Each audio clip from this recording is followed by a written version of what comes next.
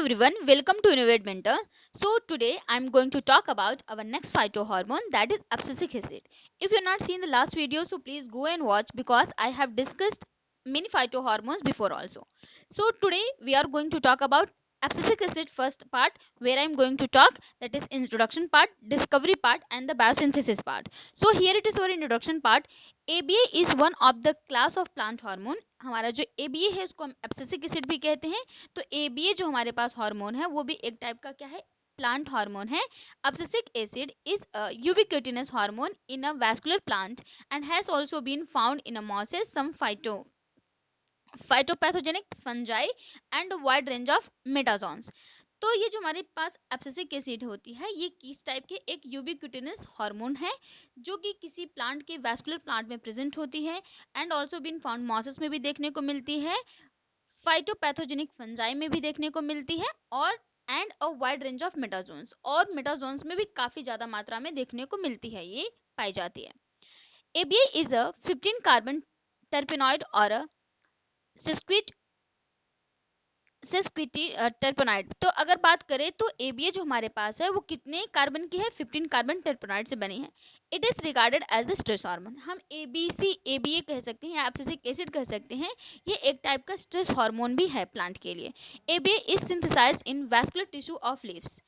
अगर एबीए को हम देखें तो इसको ये सिंथेसाइज कहाँ होता है, जो प्लांट्स की लीफ होती है, प्लांट्स को जो टिश्यू पार्ट होता है, वैस्कुलर टिश्यू पार्ट होते हैं प्लांट्स की लीव्स के अंदर, जहाँ से वैस्कुलर टिश्यू वो होते हैं जहाँ से फ्लोएम एंड जाइलम क्या करते हैं, मूव करते हैं और उनसे फूड एंड वाटर का क्या होता है, मूवमेंट होता है. उसको कहते हैं वैस्कुलर टिश्यू कहे जाते हैं, जिसको हम जाइलम एंड फ्लोएम कहते हैं. तो ये प्लांट्स की लीव्स में वैस्कुलर टिश्यू जो होते हैं उन्हीं पर ये क्या होते हैं, सिंथेसाइज होते हैं. ABA also been shown to be a hormone that regulate the salinity. ABA के अंदर दो तीन चीजें और देखने को मिली. एक तो स्ट्रेस हार्मोन है ये, साथ साथ और भी चीजें हमें क्या देखने को मिली, ये क्या करता है, सैलिनिटी को भी क्या करता है, प्लांट के अंदर रेगुलेट करने का काम करता है, डिहाइड्रेशन भी प्रोवाइड करता है and temperature stress response including the stomatal closure.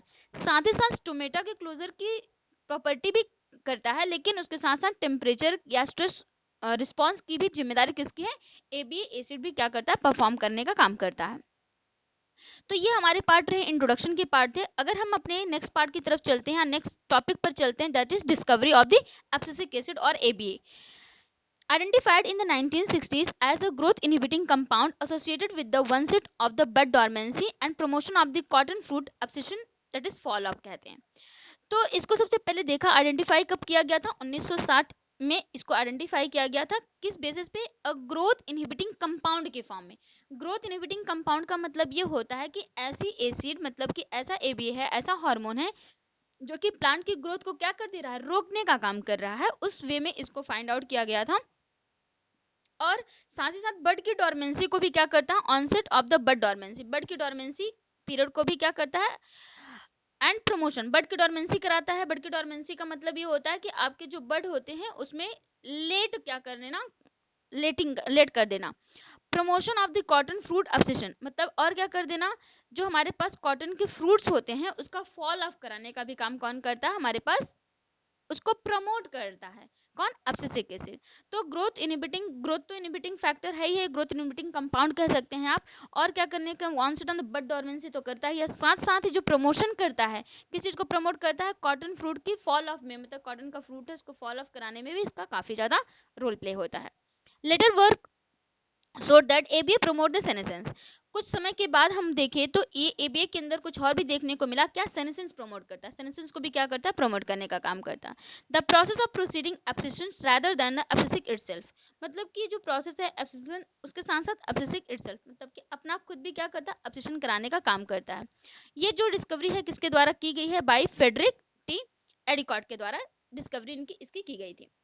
अब आते हैं अपने बायोसिंथेसिस पार्ट पे. एबीए के बायोसिंथेसिस पार्ट की अगर बात करें तो ABA is synthesised in almost all cells that contain chloroplast and amyloplast and has detected in every major organ and tissue. अगर हम देखें कोई भी मेजर, अगर किसी भी कोई मेजर ऑर्गन है या टिश्यू है तो वहां पर हमको क्या होता है कि जो आपके पास क्लोरोप्लास्ट है, अमाइलोप्लास्ट है, जहाँ पे हर जगह हम क्या करते हैं, इसको डिटेक्ट कर लेते हैं. तो ये क्लोरोप्लास्ट या अमाइलोप्लास्ट में प्रेजेंट होता है, किसी भी सेल के अंदर सिंथेसाइज हो जाता है. तो ज्यादातर किसी टिश्यू और ऑर्गन में हमें ये चीजें देखने को मिलती है, क्लोरोप्लास्ट अमाइलोप्लास्ट वहीं की उसी सेल में क्या करता है, सिंथेसाइज के फॉर्म में मिलता है. ABA synthesised in plant by an indirect pathway. ABA जो होता है वो प्लांट के अंदर इनडायरेक्ट पाथवे के थ्रू क्या होता है, सिंथेसाइज होता है, जहाँ पर 40 कार्बन कैरोटेनॉइड इंटरमीडिएट, जहाँ पे 40 कार्बन क्या होते हैं, कैरोटेनॉइड्स होते हैं, वहां से ये क्या करता है, एबीए का फॉर्मेशन होता है। मतलब 40 कार्बन से 15 कार्बन का फॉर्मेशन, क्योंकि हमने अब पहले भी देख लिया है, जो इंट्रोडक्शन पार्ट में देखे थे कि हमारे पास जो एबीए होता है वो 15 कार्बन का होता है। तो अब मतलब अगर कोई चीज 40 है तो 40 कार्बन की है तो उसको 15 फॉर्म में ये क्या होगा, बायोसिंथेसिस फॉर्म। तो हम देखें तो यहाँ पे हमारे पास बायोसिंथेसिस में हम दो ऑर्गन को यूज कर रहे हैं, एक हमारे पास प्लास्टिड है, दूसरा हमारे पास साइटोसॉल है। ठीक है, प्लांट के प्लास्टिड पार्ट को भी देखेंगे और साइटोसॉल पार्ट को भी देखेंगे। तो कुछ पार्ट क्या हो रहा है, इसका जो सिंथेसिस हो रही है वो कहाँ हो रही है, प्लास्टिड में हो रही है, कुछ कहाँ पे हो रही है, साइटोसॉल के अंदर भी देखने को मिल रहा। तो सबसे पहले हमारे पास आईपीपी है, इसके बारे में हम बिफोर पहले भी चर्चा कर चुके हैं किसी अपने पुराने फाइटो हार्मोन्स में, जो इसके बारे में बात कर चुके हैं। तो जो आईपीपी है उसके बाद ये किस में कन्वर्ट हो जाता है, जियान्थिन में कन्वर्ट होता है, जो कि कितने कार्बन का होता है, 40 कार्बन का होता है। फिर वायलोसैंथिन में कन्वर्ट हो जाता है, जो भी वो भी 40 कार्बन का होता है। उसके बाद हो जाता है नेक्सोजैंथिन के अंदर, जो भी वो भी 40 का होता है। ये सारी चीजें जो प्रोसेस की जा रही है, जिया वायलो, ये सब किसके अंदर हो रही है, प्लास्टिड के अंदर देखने को मिलेगी।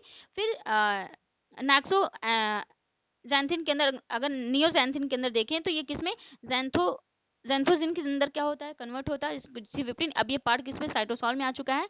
अब जैंथोजिन जो होता है वो ABA एल्डिहाइड में कन्वर्ट होता है, जो C15 की होती है, मतलब कार्बन 15 कार्बन की हो जाती है। उसके बाद ये ABA एल्डिहाइड किसमें कन्वर्ट हो जाता है, ABA में कन्वर्ट होता है, जिसको हम एब्सिसिक एसिड कहते हैं, जो कि 15 कार्बन का वो भी होता है। सो गाइस, यहाँ से हमने अपने नेक्स्ट फाइटो हार्मोन जो हमने अभी आज डिस्कस की, वो हमारे पास ABA था, जहाँ पर हमने डिस्कवरी पार्ट को कवरअप किया है और इंट्रोडक्शन पार्ट को भी, और बायोसिंथेसिस पार्ट को बहुत ही अच्छे से कवरअप कर लिया है।